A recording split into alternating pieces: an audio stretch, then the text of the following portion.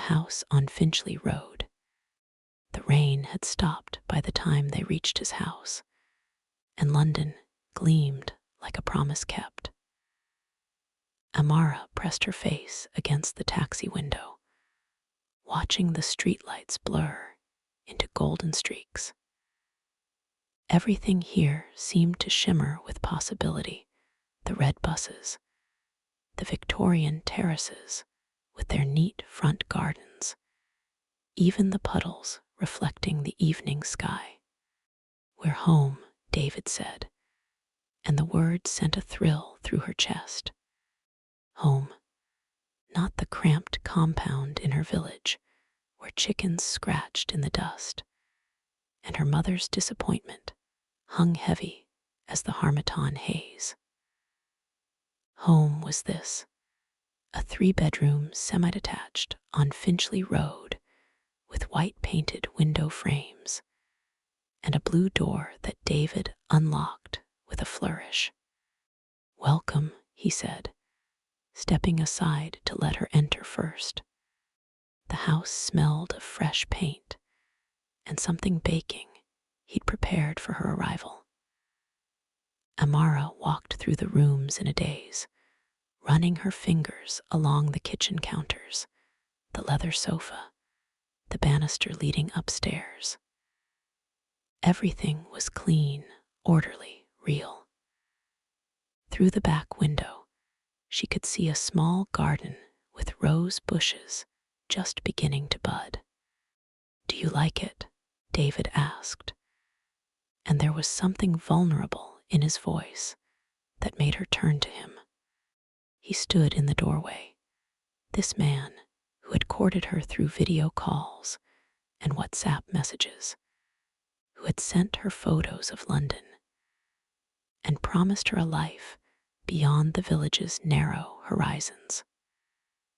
In person, he was softer than she'd imagined, a gentle face, graying at the temples, eyes that crinkled when he smiled. "I love it," she said, and meant it.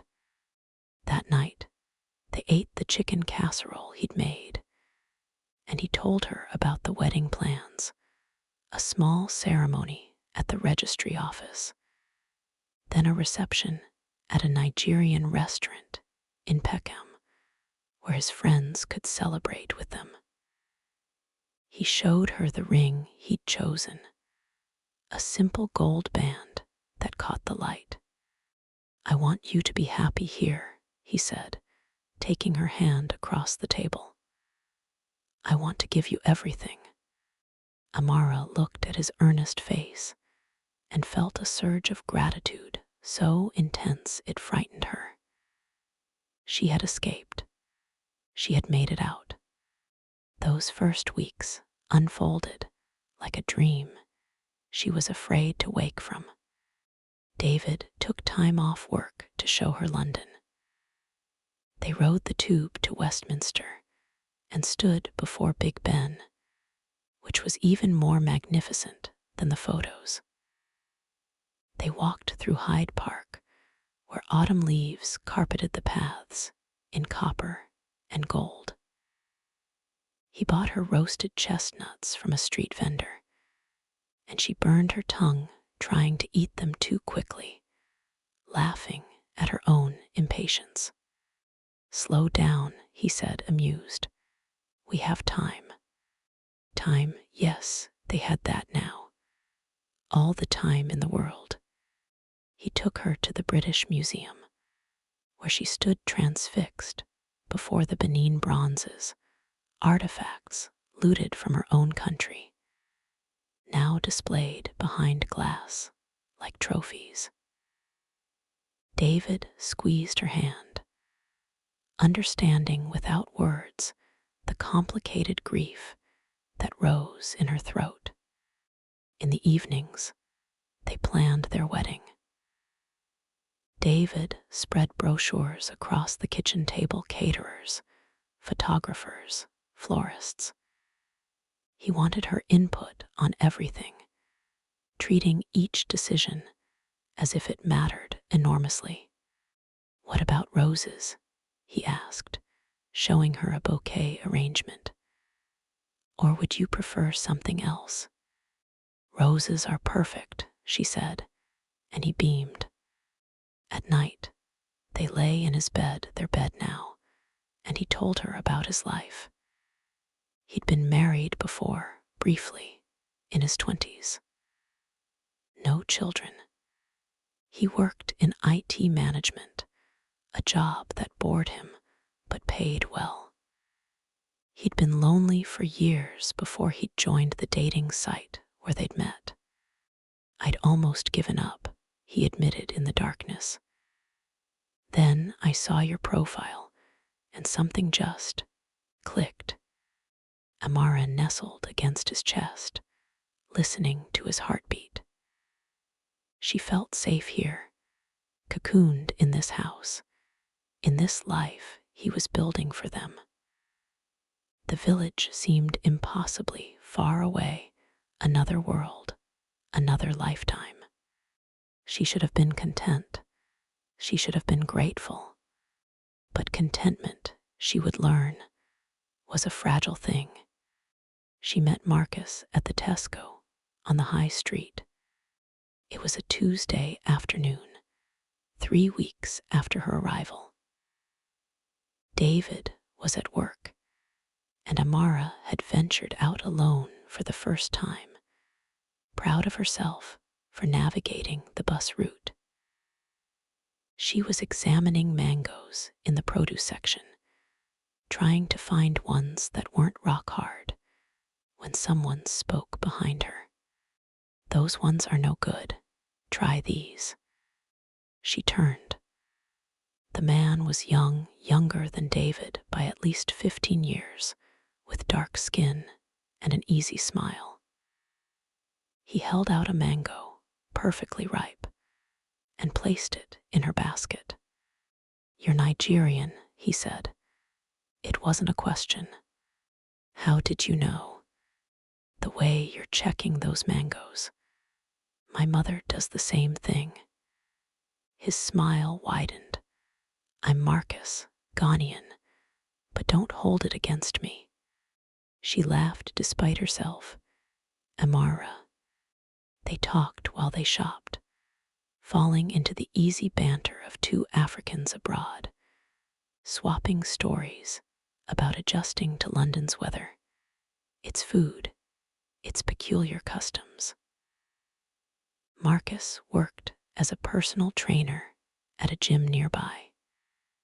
He'd been in London for 5 years, long enough to know all the best African shops, the churches where you could hear proper gospel music, the places that felt like home. "You should come to our fellowship," he said as they reached the checkout. "Every Sunday at the community center. Good people, good food after service." "Maybe," Amara said, though she was already thinking yes. She told David about the encounter that evening, framing it as a chance meeting, nothing more. He seemed pleased that she was making friends. "That's wonderful," he said. "You should go to the fellowship if you want. I'll drop you off." But when Sunday came, she told David she'd take the bus. She wanted to do this on her own, she said, to prove she could navigate the city independently. The truth was simpler and more dangerous. She wanted to see Marcus again. The fellowship met in a drafty community center that smelled of instant coffee and floor polish. Amara arrived early, nervous, and found Marcus setting up chairs. "You came." His face lit up, and something in her chest responded, a flutter, a spark. The service was loud and joyful. Nothing like the staid Anglican church David occasionally attended. People danced, shouted Amen, raised their hands to heaven. Amara felt the music move through her body, felt herself loosening, becoming someone she'd forgotten she could be. Afterward, there was jollof rice and fried plantains, and Marcus introduced her to everyone: the pastor, the choir director, the young mothers with babies on their hips. They welcomed her warmly, asked about her village, her family, her plans. She didn't mention David, didn't mention the engagement ring that sat in her jewelry box at home, too loose for her finger, waiting to be resized. Marcus walked her to the bus stop afterward. "I'm glad you came," he said. "It's good to have another Nigerian around. Sometimes I get tired of these Ghanaians." She laughed, and he laughed, and the autumn sun slanted through the trees, gilding everything. "Same time next week?" he asked. "Yes," she said, "same time." It started innocently enough. Or that's what Amara told herself. Sunday fellowships became the highlight of her week. Marcus always saved her a seat, always walked her to the bus stop afterward. They exchanged phone numbers, just as friends, she reasoned. He texted her during the week, funny memes, Bible verses, questions about how she was settling in. She found herself checking her phone constantly, waiting for his messages, crafting careful responses that seemed casual, but took her 20 minutes to compose. David noticed her improved mood. "London's agreeing with you," he said, kissing her forehead. "I'm so glad." The guilt was a small thing then, easily swallowed. But it grew. Marcus invited her for coffee one Wednesday afternoon. Just coffee between friends. They met at a cafe in Finchley and talked for 3 hours. He told her about his dreams. He wanted to open his own gym someday, maybe go back to Ghana eventually, build something there. He asked about her dreams, and she realized she didn't have any beyond escaping the village. "What do you want, Amara?" he asked, leaning forward. "Really want?" No one had ever asked her that before. Not her mother, not her aunties, not David. They'd all told her what she should want: marriage, security, a good man who could provide. "I don't know," she whispered. Marcus reached across the table and took her hand. "You'll figure it out." His touch burned. She pulled away, but not quickly enough. That night, lying beside David, she couldn't sleep. She stared at the ceiling, feeling Marcus's hand on hers, hearing his voice. "What do you want?" The affair began on a rainy Thursday in November. Marcus had invited her to see his gym, and she'd gone, telling David she was meeting a friend from fellowship. The gym was empty in the afternoon lull, just the two of them, and the smell of rubber mats and sweat. He showed her the equipment, demonstrating exercises, making her laugh.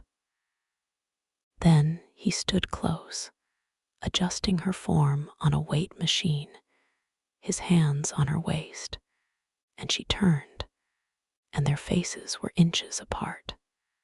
"Amara," he said, and it was a question. She answered by kissing him. They made love in his office, frantic and guilty and electric. Afterward, she cried, and he held her, stroking her hair. "I'm engaged," she said, as if he didn't know. I know.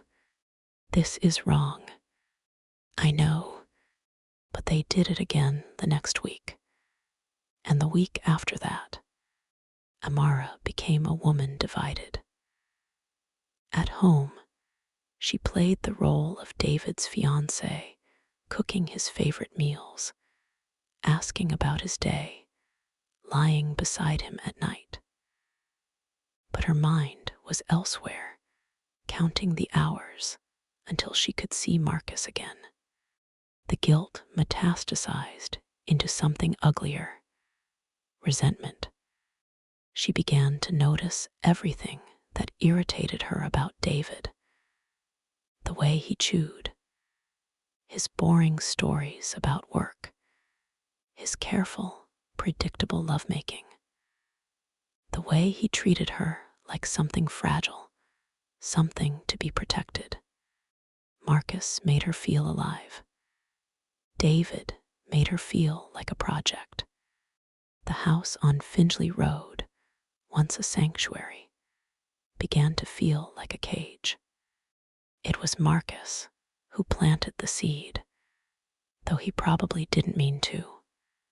They were lying in his bed. He had a flat in Tottenham, small but his own, and she was crying again, overwhelmed by the duplicity of her life. I can't keep doing this, she said. I can't keep lying to him. Then don't, Marcus said simply. Leave him. I can't. The wedding is in 2 months. Everything's planned. So plans change. He propped himself up on one elbow, looking at her seriously. Amara, you don't love him. Why are you marrying him? Because he brought me here, she thought. Because he saved me. Because I owe him. But she said, it's complicated. It's only complicated if you make it complicated. Marcus kissed her shoulder. You deserve to be happy. You deserve to choose your own life. Choose, as if she had that luxury. But the idea took root. What if she could have this, Marcus, London, freedom without David? What if she could make him leave? It was his house, yes, but she lived there too now. She had rights, didn't she? The plan formed slowly, insidiously. She couldn't leave David. That would mean going back to the village, admitting failure. But if he left her, if she could make the house unbearable enough that he moved out, then she could stay. She could have Marcus. She could have the life she actually wanted. It made perfect sense in the fever dream of her desire. The transformation was gradual enough that David didn't notice at first. Amara stopped cooking his favorite meals. When he asked about her day, she gave one-word answers. She stayed out later, claiming fellowship activities, Bible study groups. She stopped initiating affection, and when he reached for her at night, she turned away. Are you feeling all right? He asked, concerned. You seem distant. I'm fine, she said coldly. Just tired. She began picking fights over nothing. The way he loaded the dishwasher, his choice of television programs, the fact that he'd bought the wrong brand of rice. What's wrong? He kept asking, bewildered. Talk to me. What did I do? Nothing, she said. You never do anything. That's the problem. She saw the hurt in his eyes and felt a savage satisfaction. Good. Let him hurt. Let him feel what it was like to be trapped. She started rearranging the house without consulting him, moving his things, claiming more space. When he objected mildly, she exploded. This is my home too. Or am I just a guest here? Just someone you brought over to play house with? Of course not, he said, shocked. Amara, this is your home. I've always said that. Then let me live in it, without your constant hovering. He retreated, confused and wounded. He started working late, avoiding the house that had become a minefield. Perfect, Amara thought. Soon he'd want to leave on his own. She told Marcus about her strategy, framing it as liberation. I'm making him see we're not compatible, she said. Once he realizes it's not working, he'll leave. Then we can be together properly. Marcus looked uncomfortable. Amara, maybe you should just be honest with him. I can't. You don't understand. But she didn't explain what she couldn't make him understand. That honesty meant losing everything. That she'd burned her bridges back home. That she had nowhere else to go. The confrontation came on a Tuesday evening in December. Amara had been out with Marcus, and she came home late, her hair mussed, her lipstick smudged. She'd stopped being careful. David was waiting in the living room, still in his work clothes. We need to talk, he said. His voice was different, harder, flatter. Amara felt a flicker of unease. I'm tired, she said. Can it wait? No, he stood up. Sit down, Amara. She sat, her heart beginning to pound. David paced in front of her, and she could see him struggling to control himself. I've tried to be patient, he said finally. I've tried to understand. I thought maybe you were homesick or adjusting or something. But this has gone on too long. You've been cruel to me, deliberately cruel, and I want to know why. I haven't. Don't lie to me. His voice cracked. I've given you everything. I brought you here.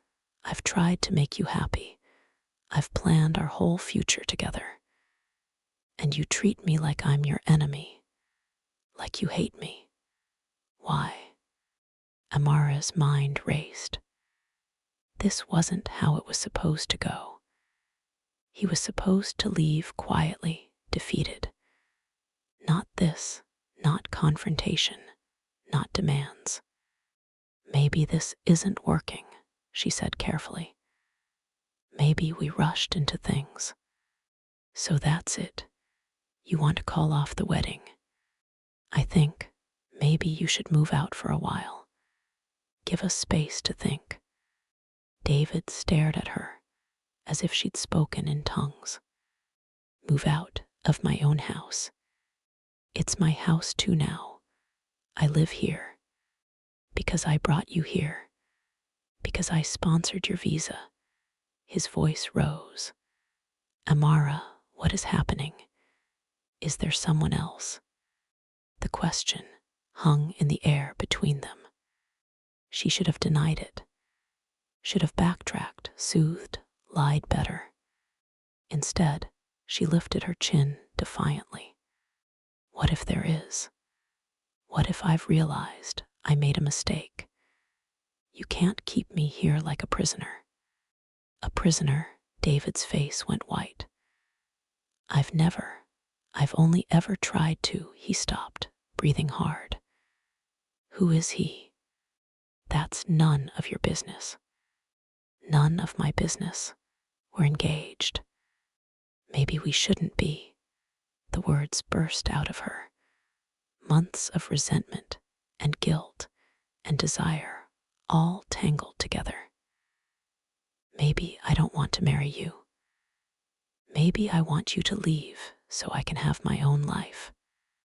David sank onto the sofa, his face in his hands. When he looked up, his eyes were red.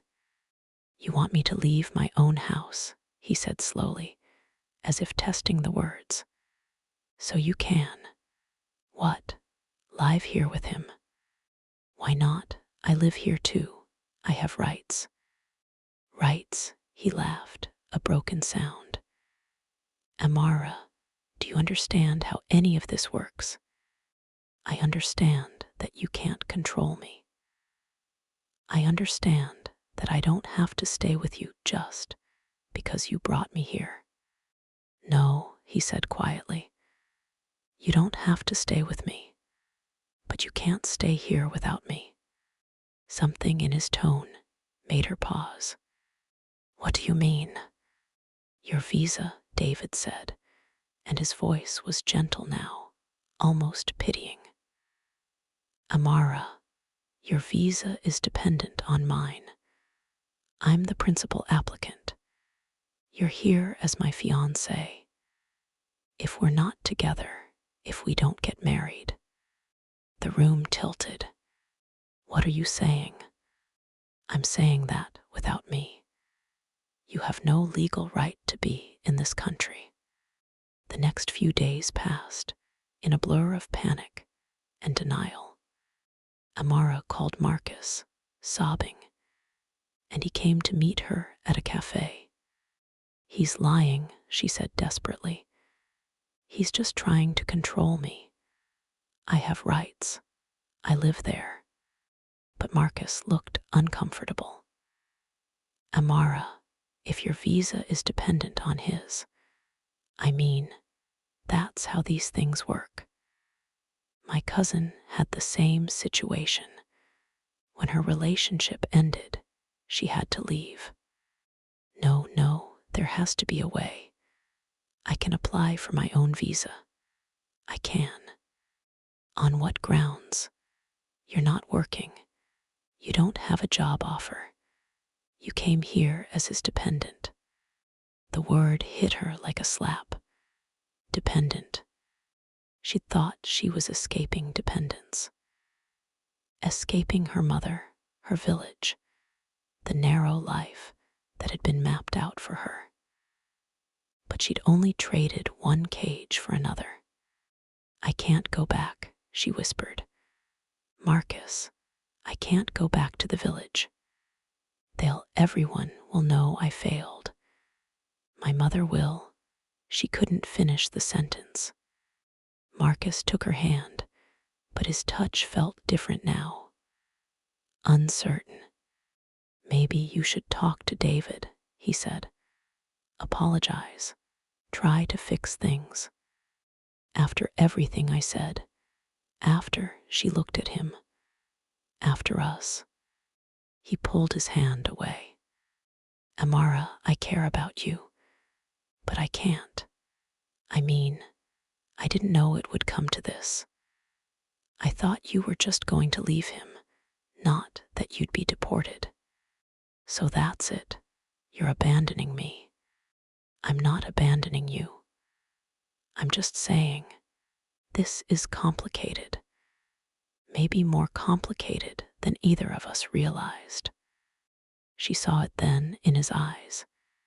He was already pulling away. She'd been a fantasy, an affair, something exciting. But this deportation, consequences, real life, this was too much. "I need to go," he said, standing up. "I'm sorry, Amara. I really am." She watched him leave and felt the last piece of her plan crumble to dust. She tried to fix it. She went to David, humble, apologetic. She cried real tears and begged his forgiveness. She said she'd been confused, homesick, that she'd made a terrible mistake. He listened, his face unreadable. "Is it over?" he asked. "With him?" "Yes, completely. I'm so sorry, David. I don't know what I was thinking. Please, Can we start again?" He was quiet for a long time. "I loved you," he said finally. "I really did. I wanted to give you everything. You still can. We can still get married. We can." "No," his voice was firm. "I can't marry someone who tried to throw me out of my own house, who lied to me for months, who looked me in the eye and told me to leave so she could be with another man." He stood up. "I'm sorry, Amara, but it's over. David, please. I've already contacted immigration services. I've withdrawn my sponsorship. You have 30 days to leave the country." The words were a death sentence. "You can't do this." "I can, and I have." He looked at her, and there was no anger in his face anymore, just sadness. "I'm sorry it came to this. I really am. But you made your choice." She tried everything. She went to a solicitor who told her, kindly but firmly, that she had no grounds to stay. She'd entered on a fiancé visa, dependent on David's sponsorship. Without it, she had no legal status. She called Marcus, but he didn't answer. She went to his gym, but he wasn't there. She went to fellowship on Sunday, and people were kind but distant. They'd heard. Everyone had heard. She had 30 days, and they evaporated like morning mist. She packed her belongings, the clothes David had bought her, the jewelry, the books. Everything that had seemed so precious now felt like evidence of her failure. On her last day, David drove her to the airport. They didn't speak during the journey. What was there to say? At the departure gate, he handed her an envelope. "There's some money in there," he said, "to help you get settled back home." She took it numb. "I'm sorry," she said one last time. "So am I," he said, and walked away. The village looked exactly the same. Amara stood in the compound, her suitcase at her feet, and stared at the familiar landscape, the red dirt, the chickens, the neighbors' goats, the corrugated iron roofs baking in the sun. Her mother came out of the house, her face carefully neutral. "You're back," she said. "Yes." "The wedding." There was no wedding. Her mother nodded, unsurprised. She'd probably known from the beginning that Amara would fail. That girls like them didn't get to keep their London dreams. "Your room is as you left it," her mother said, and went back inside. Amara stood in the compound as the sun beat down, feeling the weight of all her choices pressing on her chest. She'd wanted freedom. She'd wanted choice. She'd wanted to be more than what the village had planned for her. Instead, she destroyed the one chance she'd had. London was gone. Marcus was gone. David was gone. And she was here, back where she'd started, except now she carried the knowledge of what she'd lost. At night, lying in her narrow bed, she thought about the house on Finchley Road. The blue door, the rose bushes in the garden, the life that could have been hers if she'd just been grateful, if she'd just been content. But contentment had never been her gift. She'd wanted more, and in reaching for it, she'd lost everything. The village women whispered about her, the girl who went to London and came back alone. girl who'd had a good man and thrown him away. The girl who'd thought she was too good for what she had. Amara heard their whispers and said nothing. What could she say? They were right. She'd gambled everything on a fantasy and lost. Now she was neither here nor there, too changed for the village, too broken for anywhere else. Caught between two worlds, belonging to neither, carrying the weight of her choices like stones in her pockets. Sometimes, late at night, her phone would buzz with a memory, a photo from those early weeks in London, David smiling beside her at Hyde Park. Both of them happy, both of them hopeful. She'd stare at the photo until her eyes burned, trying to remember what it felt like to be that girl. The girl who'd arrived in London with dreams. The girl who'd stood in that house and thought, I've made it, I've escaped. But there was no escape, she understood now. Not from yourself, not from your choices. The village stretched around her, familiar and suffocating. And Amara understood with crushing clarity that this was her life now. This was what she'd chosen, even if she hadn't meant to choose it. She'd wanted to kick him out of his house. Instead, she'd kicked herself out of her future.